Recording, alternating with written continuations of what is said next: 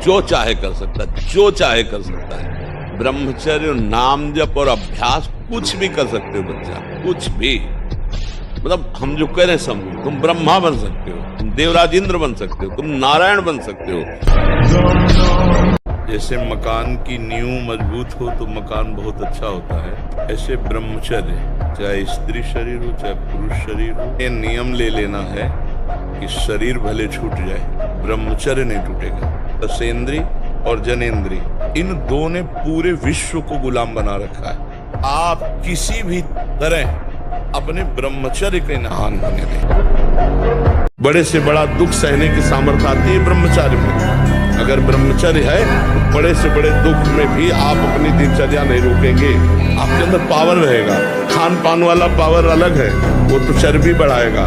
ब्रह्मचर्य अध्यात्म पावरफुल, ब्रह्मचर्य संकल्प पावरफुल, ब्रह्मचर्य सर्दी गर्मी बरसात पीड़ा इनको सहने की सामर्थ्य उसमें आती है। तो ब्रह्मचर्य का पालन करो। ब्रह्मचर्य परमार्थ की ऊंचाई पर चढ़ने के लिए आवश्यक वस्तु है। ब्रह्मचर्य में एक नवीन उत्साह होता है, ब्रह्मचर्य में एक अजीब शक्ति होती है। ये जो धारणा करने की सामर्थ्य सुना और एकदम वो ब्रह्मचर्य में होती है। ब्रह्मचर्यहीन के लक्षण, जिन्होंने ब्रह्मचर्य का नाश किया है, अपने आप जांच लेना।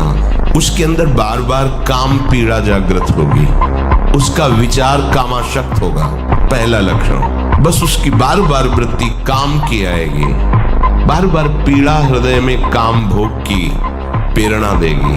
वो इतना असमर्थ होने लगता है कि आंख मिला के बात करने की भी हिम्मत नहीं रह जाती उसमें।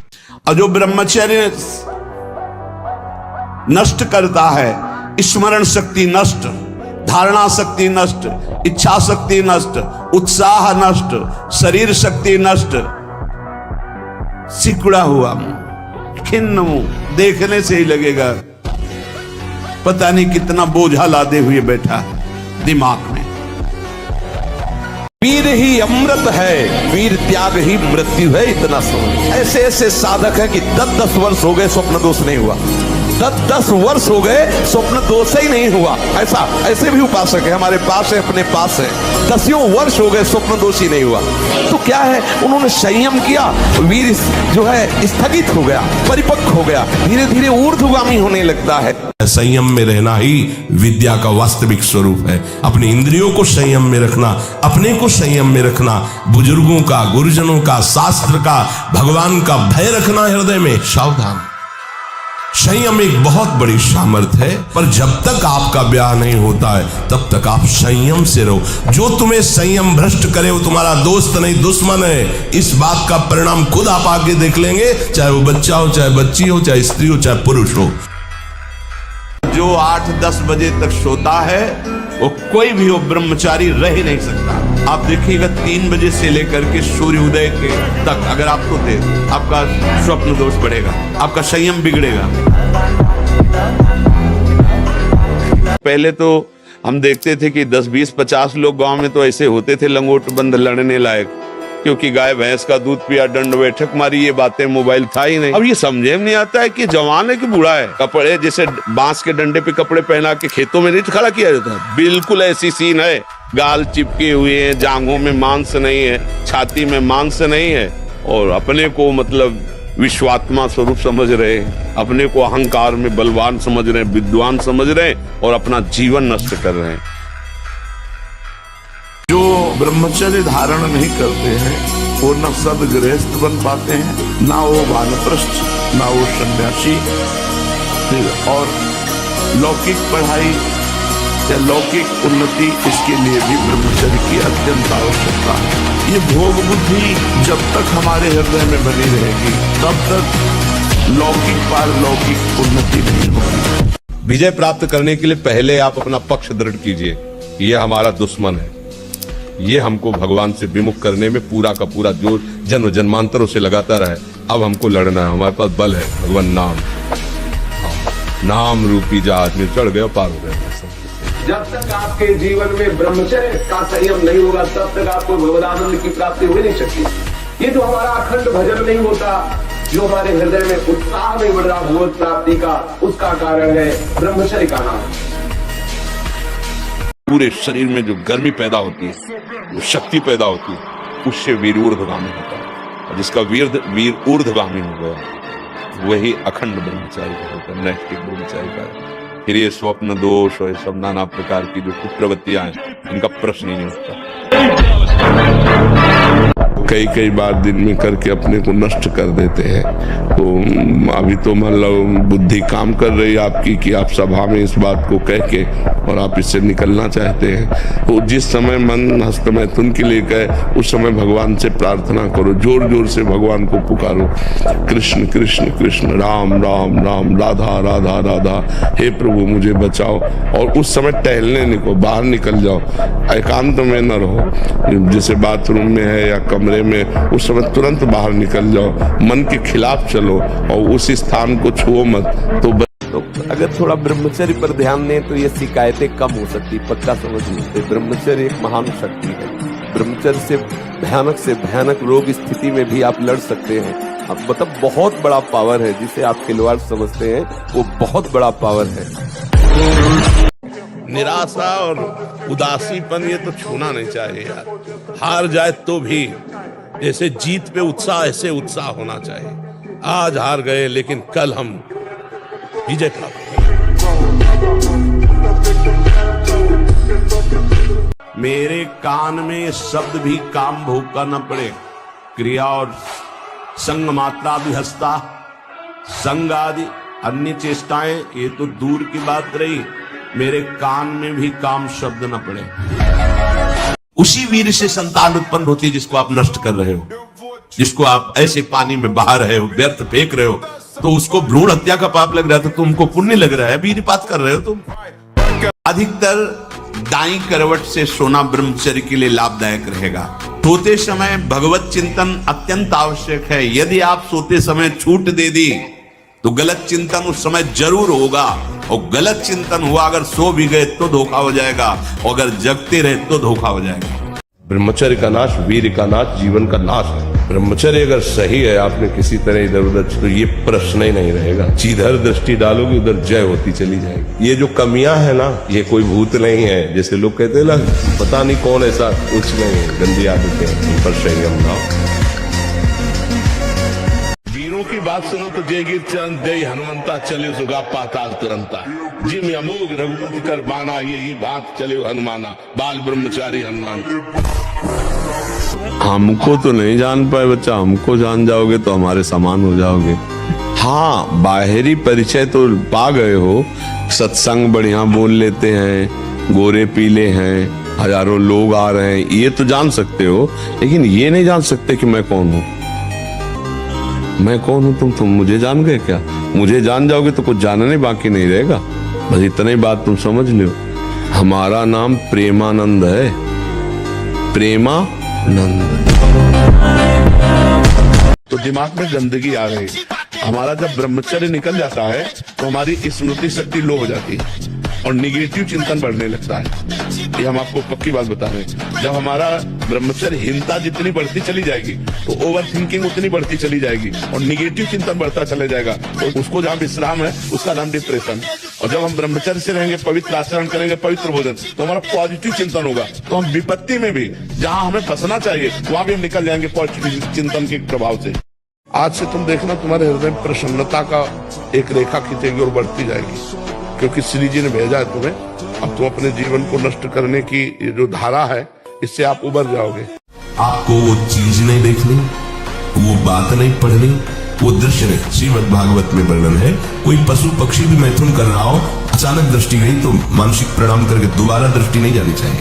यदि आप जवान से अश्लील बातें, गंदी बातें, कामुक बातें करेंगे तो आप ब्रह्मचर्य रह ही नहीं सकते। अगर आप वाणी से परस्पर शरीर आकर्षण वाली बातें करेंगे, उसको देखा तुमने क्या, बस आप गए। किसी भी कार्य को करो, इतना संशय पैदा कर रहा है, पता नहीं काम सफल होगा कि नहीं सफल होगा, कहीं ऐसा तो नहीं हो जाएगा, कहीं ऐसा तो, वो अशांत रखता है। और जब ब्रह्मचर्य, ऐसा कैसे हो सकता है? बल है ना, अध्यात्म बल, शारीरिक बल की बात नहीं कहते, ऐसा कैसे हो सकता है? यदि एक बार ऐसा हुआ तो 1000 बार मैं प्रयास करूंगा। बहुत बचा के रखना, बहुत छुपा के रखना। शरीर एक परमात्मा की दी हुई धरोहर है, हम ज्यों का त्यों वापस कर दें, मलिन न करें। कबीरदास जी कहते चदरिया झीनी रे झीनी, जैसी की तैसी धर दीली। जैसी दी थी प्रभु, अपवित्र नहीं किया। जैसी की तैसी धर दीली, चदरिया झीनी रे झीनी। जो हमारा संत मार्ग है वो यही मार्ग है। हम कह रहे हैं लोक परलोक के सब सुख आपको प्राप्त हो जाएंगे, आप डट के नाम जप तो करो। जैसे लोग कहते हैं कि नाम जप करने से क्या खाना मिल जाएगा, तुम खाना की बात क्या करते हो? अगर भगवान का नाम जप करो तो लोक परलोक सब जगह सुख प्राप्त होता है। जहां पाप नष्ट हुए तो सुख ही सुख घेर लेता है। और अगर भाई पाप कर्म करोगे तो पुण्य के प्रताप से ये मिल जरूर सकता है, लेकिन तुम्हारा नाश हो जाएगा। अंत में तुम्हारा नाश हो जाएगा, अंत में तुम जीरो पे होगे, कुछ तुम्हारे पास नहीं होगा। अगर नाम जप कर रहे हो, आज दुखी हो, चिंता मत करो, कल सुखी हो जाओ। कि हम असफलता में बस झुक गए, उत्साहहीन हो गए, भगवान से अश्रद्धा हो गई, जीने से अश्रद्धा हो गई और क्रियाओं से अश्रद्धा हो गए, ऐसा नहीं। असफलता में हमको निराश नहीं होना, हमें रौंदना है इस असफलता को। अपने दिमाग में लाओ कि तुम्हें ब्रह्मचर्य नहीं खंडित करना भी। अगर वो रहेगा तो दिमागी स्तर हम तुम्हारा सुधार पाएंगे। तुम आज से डिप्रेशन रहित मान लो, अब मत मानना कि तुम डिप्रेशन में हो। तुमसे जो गलती हो उसको होने दो, बस रोक लो। हस्त क्रिया मत करना, हस्त क्रिया मतलब समझ लेना, हस्त मैथुन मत करना और नाम जप करो। और जो हो रहा है तुम बिल्कुल ऐसे समझो कि बाबा ने पूरा ठेका ले लिया, अब हमको कोई चिंता नहीं। महाराज जी, जब कोई अपमान करे तो कैसे समझें कि कब चुप रहना है, सुनना है और कब जवाब देना है? अगर हमेशा चुप रहें तो लगता है सामने वाला और भी ऐसा करेगा। तो महाराज जी, ऐसी में मर्यादा नहीं, भगवान शंकर कह रहे हैं अगर हम किसी को क्षमा कर देते हैं तो हमारी क्षमा उसके ऊपर सांप से भी ज्यादा दंड देने वाली बन जाएगी। अगर हम चुप हो जाते हैं तो मालिक हिसाब करता है। वो गाली दिया और हम चुप हुए, सुन के चल दिए, तो उसको गाली देने वाले को ऐसा दंड मिलेगा समय पर कि दोबारा किसी को गाली नहीं दे। आप शरीर पवित्र रख के देखो, 1 महीना झूठा मुंह मत रखना, शरीर पवित्र रखो और ब्रह्मचर्य रह के देखो। 1 महीने में आपको ऐसा लगेगा आप देवता हैं। इन मांस खानों वालों के परिवारों का बहुत बुरी तरह नाश होगा और जब ये मरेंगे तब नरक जाएंगे और फिर जब जन्मेंगे तब ये फिर वही बकरा बकरी बनेंगे, काटे जाएंगे। होश में रहो, समय आने दो। कर्म अवश्य में भोक्तव्यम, तुम्हें भुगाएगा, रो नहीं पाओगे। हमको लोग क्या समझते हैं, इसके लिए हम जीते हैं क्या? हमारी क्या समझ, ये बात समझ के जीना चाहिए। हम धर्म से जीते हैं, हमारी समझ भागवतिक है। अब तुम क्या समझते हो, तुम्हारी समझ है। हम तुम्हारी समझ से थोड़ी जीते हैं, हम अपनी समझ से जीते हैं। हमारी बात समझ रहे हो? हाँ, किसी की समझ के गुलाम नहीं है हम अपनी समझ से, शास्त्र सम्मत समझ से हम आनंद को भोगते हैं। ये जीवन मस्ती के लिए मिला, किसी समझ के लिए नहीं। समझ रहे? हम अपने सत्य की मस्ती में हैं। तुम हमको क्या समझते हो, इससे हमें कोई फर्क नहीं पड़ता। हम क्या समझ करते, इससे फर्क पड़ता है। समझने वाले क्या समझते हैं, हमको क्या फर्क पड़ता है। हम क्या है, हमारी समझ ठीक होनी चाहिए। आप समझ रहे? हमको लोग क्या समझते हैं, इसके लिए हम जीते हैं क्या? हमारी क्या समझ, ये बात समझ के जीना चाहिए। हम धर्म से जीते हैं, हमारी समझ भागवतिक है। अब तुम क्या समझते हो, तुम्हारी समझ है। हम तुम्हारी समझ से थोड़ी जीते हैं, हम अपनी समझ से जीते हैं। हमारी बात समझ रहे हो? हाँ, किसी की समझ के गुलाम नहीं है। हमारी इंद्री, हमारा मन बहुत धोखेबाज है, हमें कोई धोखा नहीं दे सकता। ये हमारा मन, हमारी इंद्रियां हमको धोखा देती है। साधु, साधक, परमार्थ पथिक, भक्त इस बात से परम सावधान। सदाचार और सरलता, संयम के साथ हमारा समय व्यतीत होना चाहिए। किसी के गवाही की जरूरत नहीं है, किसी के प्रमाण की जरूरत नहीं। आप खुद अपने हृदय की भूमिका को नाप लीजिएगा, कितनी ऊंचाई पर चढ़ रहे हो आपको खुद अनुभव में समझ में आ जाएगा। देखो, अब देखो अपना जीवन देखना, 1 साल में आप बदल जाओगे। 1 साल, चेहरा बदल जाएगा, जीवन बदल जाएगा। नाम जप करो, आध्यात्मिक शक्ति बढ़ाओ, व्यायाम करो, शुद्ध भोजन करो, शारीरिक शक्ति बढ़ाओ, अभी आप बलवान बन जाओगे। बलवान कौन है? दूसरा गाली दे रहा, आप सह गए उसे बलवान कहते। उसके थप्पड़ मार दिया, उसे बलवान नहीं कहते। आप में क्षमा है तो आप बलवान हैं। काम को आप जीत रहे हैं, आप बलवान हैं। तमोगुण रजोगुण का विकार, काम क्रोध लोभ मोह मत्सर अभिमान, इन शत्रुओं को पराजित करने के लिए, आत्मानंद में स्वराज्य पर स्थित होने के लिए इंद्रियों का संयम ब्रह्मचर्य अत्यंत आवश्यक है। ब्रह्मचर्य का विमल प्रताप प्रकट होता है, वीरवान बलवान होता है, विद्वान होता है, तपस्वी होता है। ब्रह्मचर्य में अलौकिक अमानुषिक शक्ति जागृत हो जाती है। कि 2018 में आपने एक साथ 4 विश्व रिकॉर्ड बनाई थी। अच्छा, उसके विषय में बताइए। ये पुशअप्स के विश्व रिकॉर्ड थे 2 घंटे 50 मिनट में 10,101 पुशअप्स। 7 घंटे का रिकॉर्ड था उसका, 7 घंटे में लगाए थे उसने, और उसकी कोई वीडियो भी नहीं देखो। आपने 3 घंटे से कम समय में तोड़ दिया। 2 घंटे 50 मिनट में वो लगाया। उसके बाद मैंने ऑस्ट्रेलिया के पहलवान का था, विलियम कार्टन का, 2935 का ऐसा कुछ रिकॉर्ड था। उसको मैंने 4200 लगाकर तोड़ा। लास्ट में फिर मैंने सपाटे बनाया था उसी दिन। जो धारणा करने की सामर्थ्य सुना वो एकदम वो ब्रह्मचर्य में होती है। ये जो मतलब थोड़ी देर में सो जाना, थोड़ी देर में चेहरे बुझे हुए, काहे अंदर कई प्रश्न उत्तर, अंदर कई वासनाएं, ये सब मिटा दो। इनको मिटाने के लिए अवसर मिला है। कड़ा जीवन, तपमय जीवन। हाँ, एक नियमावली, जो समय उठने का उसी समय उठे, जो समय का शयन का वही समय, जो आहार का और ठीक आहार के समय थोड़ा आहार ले लो। कम ब्रह्मचर्य नजर आता है। शर्माने की बात नहीं है, यहीं से सुधार होता है। जीवन मरण, यश अपयश, हानि लाभ, सब विधि हाथ। हमें क्या करना चाहिए? भजन करके जीवन मरण के चक्र को रोक देना चाहिए, विधि के विधान को पलट देना चाहिए। हम मनुष्य हैं, हम भगवान को अधीन कर सकते हैं, तो विधि का विधान क्या चीज होता है?